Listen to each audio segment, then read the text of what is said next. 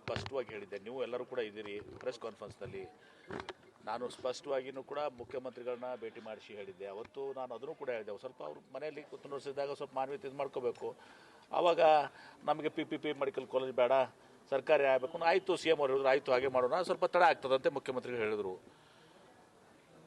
ಅದಾದ್ಮೇಲೆ ಇವ್ರು ಅರ್ಥ ಮಾಡ್ಕೋಬೇಕಾಗಿತ್ತು. ಅದಾದಮೇಲೆ ನಾನು ಪತ್ರಿಕಾಗೋಷ್ಠಿ ಮಾಡಿ ಹೇಳಿದ್ದೀನಿ. ನಾನು ಪತ್ರಿಕಾಗೋಷ್ಠಿ ಮಾಡಿ ಸ್ಪಷ್ಟವಾಗಿ ಹೇಳಿದ್ದೀನಿ, ಏನೂ ಇದು ಬಿಡಲಾರ್ದೆ ಒಂದೊಂದು ಶಬ್ದವನ್ನು ಕೂಡ ನಾನು ಅವ್ರಿಗೆ ಇದು ಮಾಡುವಂತ ಹೇಳಿದ್ದೀನಿ. ಮತ್ತು ಹೀಗಾಗಿ ಮತ್ತೆ ಯಾಕೆ ಇವರು ಮುಂದುವರಿಸ್ತದ್ದು? ಮತ್ತೊಮ್ಮೆ ಭೇಟಿ ಮಾಡಿಸ್ತೀನಿ ಅಂತ ಕೂಡ ಹೇಳಿದ್ದೀನಿ. 9ನೇ ತಾರೀಕಿಗೆ ಬರ್ತಾ ಇದ್ದಾರೆ, ಈಗೂ ಕೂಡ ಭೇಟಿ ಮಾಡಿಸ್ತೀನಿ ಅವ್ರಿಗೆ. ಹೀಗಾಗಿ ನಾವು ಎಲ್ಲ ನನ್ನಲ್ಲಿ ಸ್ಪಷ್ಟತೆ ಇದೆ.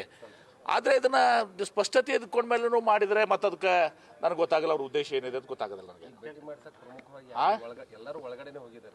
ಯಾರು ನನಗೆ ಗೊತ್ತಿಲ್ಲಪ್ಪ. ಅದು ಕಾನೂನವಾಗಿ ಮತ್ತೆ ನೀವು ಪೊಲೀಸರಿಗೆ ಕಪಾಳ ಹೊಡೆದ್ರೆ ನಡೀತದ? ಅದು ನನಗೆ ಗೊತ್ತಿಲ್ಲಪ್ಪ. ನನಗದು ಗೊತ್ತಿಲ್ಲ.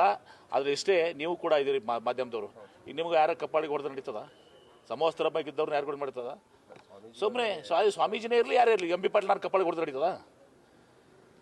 ಯಾರು ಪೊಲೀಸ್ ಆಸ್ಪತ್ರೆ ಹೊಡೆದು ನಡೀತದ? ಅದೇನಾಗಿದೆ ನನಗೆ ಗೊತ್ತಿಲ್ಲ.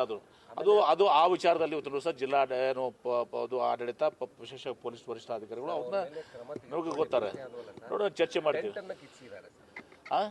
ಅಲ್ಲ, ಇವ್ರು ಹೋರಾಟಗಾರದು ನೀವು ಹೇಳ್ತಿರಲ್ಲಪ್ಪ. ಇಷ್ಟೆಲ್ಲ ನಾನು ಹೇಳಿದ ಮೇಲೆ ಮತ್ತೆ ಅದನ್ನು ಹೇಳಿದ್ದೀನಿ. ಮತ್ತೆ ಮುಖ್ಯಮಂತ್ರಿಗಳು ಕನಕಪುರ ಮೆಡಿಕಲ್ ಕಾಲೇಜ್ ಬಂದಾಗ ನಾವು ಮುಖ್ಯಮಂತ್ರಿಗಳು ನೆನಪು ಮಾಡಿಕೊಟ್ಟಿದ್ದೀನಿ ಅಂತಲೂ ಕೂಡ ಹೇಳಿದ್ದೀನಿ. ಇಷ್ಟೆಲ್ಲ ಹೋರಾಟದ ಉದ್ದೇಶ ಏನು? ಉದ್ದೇಶ ಏನು ಹೇಳಿ ನನಗೆ.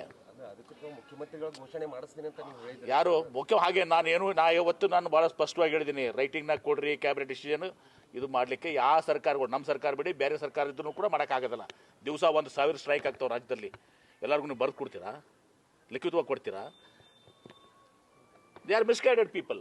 ಆದರೆ ಈಗೂ ಕೂಡ ಹೇಳ್ತೀರಿ ನನಗೆ ಅವ್ರ ಬಗ್ಗೆ, ನಾನು ಹೋರಾಟಗಾರ ಬಗ್ಗೆ ನಾನು ಗೌರವ ಹೊಂದಿದ್ದೀನಿ. ಈಗೂ ಕೂಡ ಹೇಳ್ತೀನಿ, ಮುಖ್ಯಮಂತ್ರಿಗಳು ಬರ್ತಾರೆ 9ನೇ ತಾರೀಕಿಗೆ. ಮುಖ್ಯಮಂತ್ರಿಗಳು ಬಂದಾಗ ಒಂದು 12 ಮುಖಂಡರು ಯಾರಿದಾರ ಅವ್ರನ್ನ ಭೇಟಿ ಮಾಡಿಸುವಂಥದ್ದು ಮಾಡ್ತೀವಿ. ಮಾಡಿಸಿ ಮುಖ್ಯಮಂತ್ರಿಗಳು ನಮ್ಮ ಹೇಳಿಸ್ತೀವಿ. ಆದರೆ ನೀವು ರೈಟಿಂಗ್ನಾಗ ಕೊಡ್ರಿ, ಕ್ಯಾಬಿನೆಟ್ ಡಿಸಿಷನ್ ಮಾಡಿರಿ, ಈಗೂ ಆಗೋಂಗಿಲ್ಲ, ಮುಂದೂ ಆಗೋದಿಲ್ಲ. ಮಾಡಿಸುವಂಥದ್ದು ಹೇಳಿದ ಮೇಲೆ ವಿಶ್ವಾಸ ಇರ್ಬೇಕು, ನಂಬಿಕೆ ಇರಬೇಕಾಗ್ತದೆ.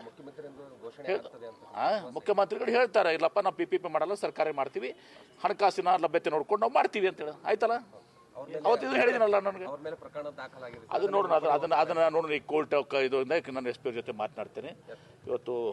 ನನಗೆ ಪ್ರೊಸೆಸ್ ಇರ್ತದೆ, ಮೋಸ್ಟ್ಲಿ ಕಾನೂನಾತ್ಮಕ ಪ್ರೊಸೆಸ್ ಇರ್ತದೆ. ಆ ಪ್ರೊಸೆಸ್ನಲ್ಲಿ ಇವತ್ತು ಸಹ ಅವ್ರಿಗೂ ಕೂಡ ಏನು ಸಹಾಯ ಮಾಡೋದು ಮಾಡೋಣ. ಆದರೆ ಅವರು ಕೂಡ ಯಾರು ಕಪಾಳ ಹೊಡೆದಿದಾರಲ್ಲ, ಅವರು ಕೂಡ ಕ್ಷಮೆ ಕೇಳಬೇಕಾಗ್ತದೆ ಅವರ ಅಧಿಕಾರಿಗೆ. ಈಗ ಸಮವಸ್ತ್ರದ ಮೇಲೆ ಕೈ ಮಾಡೋದು ಭಾಳ ದೊಡ್ಡ ಅಪರಾಧ. ಅದು ಇನ್ಕೊಡಿ MB ಪಾಟೀಲ್ ಮಾಡಿದ್ರು ಕೂಡ ತಪ್ಪೇ, ನಾನು ಮಾಡಿದ್ರು ತಪ್ಪೇ. ಅದು ನಿರ್ಭೀತ, ನಿಷ್ಪಕ್ಷಪಾತ, ವಿಶ್ವಾಸಾರ್ಹ ಸುದ್ದಿಗಳಿಗೆ ಮತ್ತೊಂದು ಹೆಸರಾಗಿರುವಂತ News18 ಕನ್ನಡ ಈಗ ಆಪ್ನಲ್ಲೂ ಲಭ್ಯವಿದೆ.